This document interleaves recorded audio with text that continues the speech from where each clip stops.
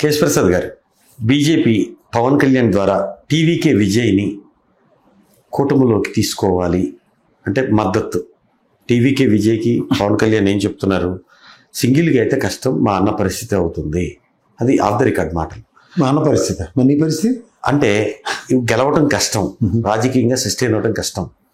BJP కూటమితో వస్తే అక్కడ sustainability దొరుకుతుంది.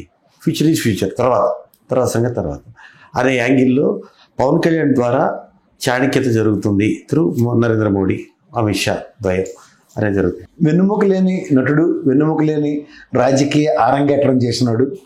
అవతల రజనీకాంత్ లేకపోతే కమల్ హాసన్ లేదంటే విజయకాంత్ ఇలాంటి వాళ్ళు ఈల్డ్ అయిన బ్యాచ్లతో విజయ్ని కంపేర్ చేయకండి. చావరేవో తెలుసుకోవడానికి రాజకీయం చేస్తున్నాడు అతను. అతని పంద, అతని దృక్పథం అతను చాటుకున్నాడు. అంటే గెలిపోవటం నేను మాట్లాడు. ఒక మనిషి యొక్క డైమెన్షన్స్ అనేవి ఏంటంటే, మొదటి రోజే అస్త్రసన్యాసం చేయడానికి, మొదటి రోజే ఈ గుడ్డోడు చోటు కర్రట్టుకొని తిరిగి పెడుతూ నాకు చేయొత్తు కావాలనుకునే కాన్సెప్ట్ ఉంటాడు. అలాంటి వాళ్ళు పాలిటిక్స్ చేయడం దమ్మిడికి పనికిరాని, దిశానిర్దేశం లేని పవన్ కళ్యాణ్తో దయించి పోల్చకండి అవును ఏ రాజకీయ నాయకుడిని. నీతో ఏది చేత కదా కాబట్టి ప్రపంచం అందరికీ చేత కదన్న భ్రమంలో మీరుండొచ్చేమో, కానీ బీజేపీ ఉందనుకుని లేదంటే పవన్ కళ్యాణ్ ఆ విధంగా ఎక్స్పెరిమెంట్ చేస్తాడు అనుకుంటే అంతకన్నా తెలివి తక్కువతనం ఇంకోటి ఉండదు. ఎందుకంటే అతని వేష భాషలు, భావ వ్యక్తీకరణ ఇవన్నీ చూసుకుంటే ఒక జగన్మోహన్ రెడ్డి లాంటి వ్యక్తిని ఇన్స్పైర్ చేసుకుని పనిచేస్తాడేమో నేను కోణం ఎందుకు చూడట్లేదు. టీవీకి బీజేపీకి అక్కడ సదరన్ స్టేట్స్లో ఉనికి ఉంటుంది అనుకుంటే అంతకన్నా తెలుగు తక్కువ పని అవట్లేదు. ఒక కర్ణాటక ఒక ఆబ్లిగేషన్లో ఇంకొక ప్రాంతీయ పార్టీ ఆ విధంగా సామర్థ్యం చూపించకపోవడం కూడా, ఒక కుమారస్వామి లాంటి ఓన్లీ మైసూర్ ప్రావిన్స్కి కన్ఫైన్ అయిపోయాడు కాబట్టి మిగిలిన స్టేట్ అంతా అతను వైబ్రేషన్స్ లేవు కాబట్టి ఏమో గ్యాంబ్లింగ్ జరుగుతుంది. It's between Congress and BJP. ఒక స్ట్రెంగ్తన్ బీజేపీకి ప్యారల్గా కనుక ఒక రీజనల్ పార్టీ కనుక కర్ణాటక భాష మీద లేదంటే కర్ణాటక యొక్క స్థితిగతుల మీద ప్రాంతం పార్టీలుగా ఇక్కడ తెలంగాణలో చూడండి బీఆర్ఎస్ పార్టీ, ఆంధ్రప్రదేశ్లో తెలుగుదేశం, వైఎస్ఆర్సీపీ లాగా కనుక ఉంటే అసలు అక్కడ కూడా ఒక ఉనికికి చాలా ప్రమాదం. అంటే సదరన్ స్టేట్లో తీసుకొచ్చి బీజేపీతో అలయన్స్ అంటే వీళ్ళకే దిక్కు లేదు. కానీ ఇక్కడ ఏఐడిఎంకే అంటే మీకు మళ్ళీ చెప్తున్నాను సార్, జయలలిత గారు మరణం తర్వాత వాళ్ళకి ఒక దిశానిర్దేశం చేసే తెలివైన నాయకుడు లేక ఈ శశికళను ఎవడో నమ్మరాళ్ళు. అవును, ఈవిడ కుటిల రాజకీయం, ఈ పనికిమాల చెత్త చెదరంతో ఆ రాజకీయ శాసించే స్థాయి ఈవిడిది కాదు. ఫస్ట్ ఆఫ్ ఆల్ ఇంట్లో పని మనుషులు కూడా రాజకీయాలు చేసేస్తానంటే అంత దరిద్రంగా ఉంటుందో అంత దరిద్రంగా ఉంటుంది. మన్నార్గుడి మాఫియా అంటారు. ఈ మాఫియా డాలని అన్ని తెచ్చుకొని తమిళనాడులో మనకన్నా చాలా తెలివైన వాళ్ళు, చదువుకున్న వాళ్ళు, వాళ్ళ సంస్కృతి సాంప్రదాయాలను పరిరక్షించుకోవడం వాళ్ళ సిద్ధహస్తులు. ఈ పన్నీర్ సెల్వం ఇంకోటంటే పళనిస్వామి వెళ్తే ఏదో అయిపోతుంది అనుకున్న భ్రమంలో వాళ్ళు అయితే లేరు. వెళ్తే ఏం కాదు కాబట్టి స్టాలిన్ లాంటి కూడా ఆయన రాజకీయ చేతులు నెల చాటుకున్నాడంటే రావడం అమ్మ పథకాలు ఏవి రద్దు చేయకుండా అవే కంటిన్యూ చేయడం కాన్సెప్ట్తో ఆయన 10 అడుగులు ముందుకు వెళ్ళగలిగాడు. ఇవాళ వీళ్ళు స్టాలిన్ ఎదుర్కోలేక ఎలాగైనా విజయం తీసుకొచ్చి ఆయన ఓటు బ్యాంక్ డిస్టర్బ్ మార్చేస్తారు, అలాగే చేస్తారంటే ఏడీఎంకి ఓటు చెల్లు అనిపించింది విజయ్. ఇప్పటికున్న కలోగించేత కూడా తాగడానికి లేకుండా చేసే పరిస్థితి వాళ్ళదే. అంచేత ముందే ఇటుపక్క పెట్టుకుంటే సేఫ్ జోన్ అనుకుని ఎందుకు పనికిరాని పవన్ కళ్యాణ్తో లాబింగ్ చేస్తున్నారని మాత్రం నేను ఖచ్చితంగా చెప్పగలను. తమిళనాడులో ఇక్కడ ఏమంటే 21 అంటే మొదలు ఇవన్నీ జరుగుతుంది కదా. ఆ రోజు ఆయన పార్టీ ప్రకటించినప్పుడు ఈయన శుభాకాంక్షలు తెలియజేయటం ఆపటి కూడా చెప్పకపోతే, ఎందుకంటే ఈ సినిమాలు సగం ఆయన సినిమాలు ఈయన యాక్ట్ చేసుకుంటూ ఉంటాడు ఇళ్ళు. అంచేత ఆ లాబింగ్లో ఏదో ఒకరికొకరు శుభాకాంక్షలు చెప్పుకోవడం వేరు. కానీ సార్ ఇది ఓవరాల్గా పొలిటికల్ ఏరాలో వీళ్ళతో జస్టిఫై అయిపోతుంది, వీళ్ళతో ఏదో చేసేస్తారని భ్రమంలో ఎవరు లేరు. వచ్చే అవకాశం ఉంటుంది ఆయన ఉంటుంది సార్. నేనైతే నా ప్రాస్పెక్ట్లో నేను విశ్లేషణ, అన్నామలైని కూడా హెవీ ఎక్స్పెక్టేషన్ పెట్టుకున్నారు. ఎవరండి వీళ్ళంతా బీజేపీ పరంగా ఎవడండి పుష్టీకరించింది? ఎవడ 10 ఓట్లు వేసి కూడా ఎవడంటే చూపించమనండి అక్కడ తమిళనాడులో. సార్ మీరు ఒకటి చెప్తున్నాను, స్టేట్ కన్సర్న్ అన్నది ఏదైనా ఉంటుంది దేశంలో ఉన్న 33 కేంద్ర పాలితాల్లో అంటే స్టేట్ మీద కన్సర్న్ ఉన్న రాజకీయ పార్టీలు ఓన్లీ తమిళనాడులో ఉంటాయి. అది ఏడీఎంకే అవునండి, డిఎంకే అవునండి. ఇప్పుడు వచ్చి కూడా ఎవడైనా సరే రజనీకాంత్ ఈ కమల్ హాసన్ అంతా వేస్ట్ క్యాండిడేట్లు పక్క పంపించమనండి, రాజకీయాలు దమిడికి పనికిరాని ప్రజలు ఆల్రెడీ డిసైడ్ అయిపోయారు.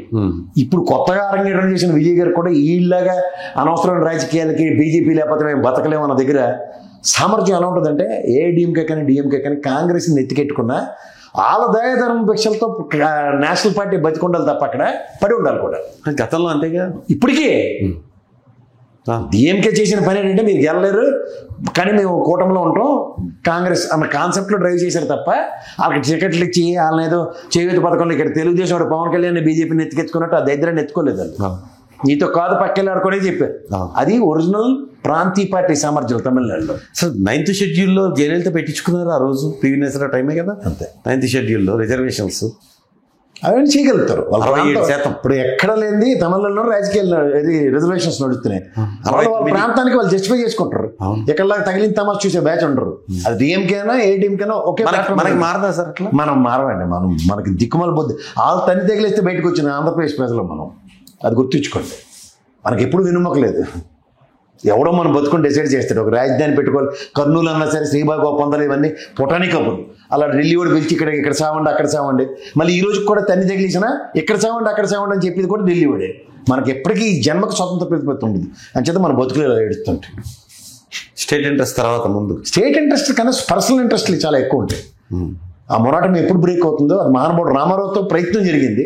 తర్వాత మళ్ళీ సేమ్ ఓల్డ్ ఆ కాంగ్రెస్ నుంచి వచ్చిన చంద్రబాబు గారు అదే పాత మోసపోతు ధోరణితోనే ముందుకు తీసుకెళ్తున్నారు. ప్రాంతీయ పార్టీ అని పేరు పెట్టి చూడాలి. అంతకన్నా ఇంకేం లేదు. అంచేత మీరు పవన్ కళ్యాణ్ ఏదో విజయ్ ఆగిపోతాడంటే సూర్యుడికి చేయడ్డు పెట్టినట్టే ఉంటుంది. No never. డిఫరెంట్గా వెళ్ళిపోతారు ఆయన. All together is all different ball game. ఈ play is own game as per his convenience. అంతకని at the cost of somebody's sessions, at the cost of somebody's ఫీల్డింగ్లో ఉండబోతుంది. ఈ లెక్కన ఆయన సింగిల్గా వెళ్తాడు మీరు చెప్పేదాన్ని బట్టి. ఖచ్చితంగా సింగిల్ వెళ్తాడు. ఎవరితో కలవాడు ఫస్ట్ టైమే ఎవడు చేతి పథకాలకు వెళ్ళరండి. అది ఒక్క పవన్ కళ్యాణ్కే చెల్లింది. నాకు చేత కాదని కానీ రాజకీయాలు చేస్తాను అనుకుని వచ్చేవాడు ఎవడైనా ప్రపంచంలో ఉండాలంటే అది ఒక్క Pawan Kalyan.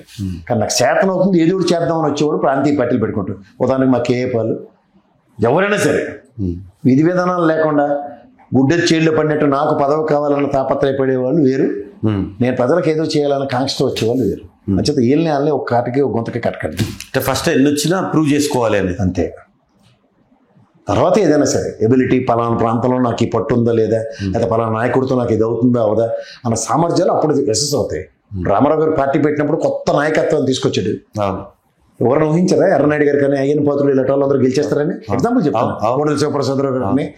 But we found different dimensions ఉంది. జనరల్గా ఓ మాట వినపడేది, డిగ్రీ చదువుండి ఏ బ్యాడ్ నేమ్ లేకుండా ఉంటే టికెట్ ఆ బేసిస్లో ఇచ్చారు. రాజకీయ ముఖ చిత్రం మారింది కదా రామారావు గారు వచ్చిన తర్వాత. ఎంత కొత్త నాయకత్వం వచ్చిన తర్వాత మళ్ళీ ఎక్కడ వేసిన గొంగలే అక్కడే అంతే. మళ్ళీ పారాచూట్లు ఒక్కొక్కడికి నచ్చపోతే ఇడిపోవడం ఆడిపోవడం ఏడిపోవడం ఇదే సాగు తప్ప కొత్త తరం ఎప్పుడు వస్తుంది? అది ఉదాహరణకి టీవీకే పార్టీలు అడితే ఇవాళ ఎక్స్పెరిమెంట్ చేస్తుంది. కొత్త నాయకత్వం రావచ్చు. ఏవి జరగకుండా మొదట్లోనే అన్ని చెట్టు కొమ్మలు నరికేస్తామంటే అది నేషనల్ పార్టీలు చేసే దరిద్రం. అది తమిళనాడు సామర్థ్యం నేషనల్ పార్టీలు శాసించేంత స్థాయి. వాళ్ళు ఒరిజినల్ లుంగి బ్యాచ్. ఎక్కడి నుంచి లుంగి కట్టుకుని ఆంధ్రప్రదేశ్ నుంచి లుంగి కట్టుకుని వెళ్ళి రాజకీయాన్ని ముఖ చిత్రాలు మార్చేస్తుంటే బొమ్మ చూపించి డిఎంకేని గెలిపించారు అక్కడ. ఇది గ్రహించుకోమనండి. ఇప్పుడు వాజ్పేయి డిజాల్వ్ అయినప్పుడు కూడా తమిళనాడుకి రీజన్ వాళ్ళే ఏం చేసినా వాళ్ళే. అది second state power. Second time అయినా థర్డ్ టైం ఒకటోసారి రెండోసారికి లెక్క వాళ్ళే పెట్టుకోవాలి. ఏ లెక్కైనా తమిళనాడు శాసిస్తుంది, ఏ లెక్కైనా ఆంధ్రప్రదేశ్ శాసిస్తుంది దేశ రాజకీయాల్ని. అంచేత వాళ్ళ కడుపు మంట ఎలా ఉంటాయి, ఎలాగైనా డివైడ్ అండ్ రూల్ బ్రిటిష్ రూలే చేస్తారు. వాడు బీజేపీ అవనండి కాంగ్రెస్ అవనండి at the cost of southern states. అంటే మనం ఎప్పుడైతే 40-45 స్థానాలతో శాసించే స్థాయిలో ఉన్న దగ్గర మన కడుపు కొట్టి 2 రాష్ట్రాలు చేస్తారు కానీ వాళ్ళు నిద్రపోలే. 17-25 చేసేసారు కదా, దాంట్లో సక్సెస్ అయ్యారు అంతే. అలా తమిళనాడు మీద కూడా అలాగే కుట్రలు జరుగుతున్నాయి. కానీ ఎక్కడో దగ్గర ప్రాంత పరిరక్షణకి ప్రాంతీయ పార్టీలే వస్తాయి. వచ్చినప్పుడు చూపించే ముఖ చిత్రాలు వేరేగా ఉంటాయి.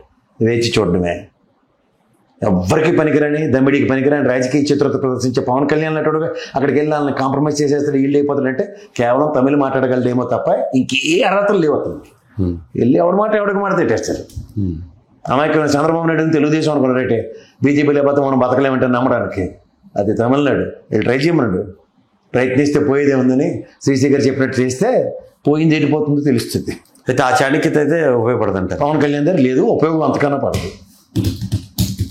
పక్కెళ్ళాడుకొని చెప్తాను నాకు తెలిసి విజయ్. ఈ ప్లానింగ్ అంతా ఉంది కాబట్టేనా అప్పుడు కూడా సరే చనిపోయినప్పుడు దాని మీద ట్వీట్ చేశారు ప్రధాని మోడీ ఆ కరూరు అప్పుడు.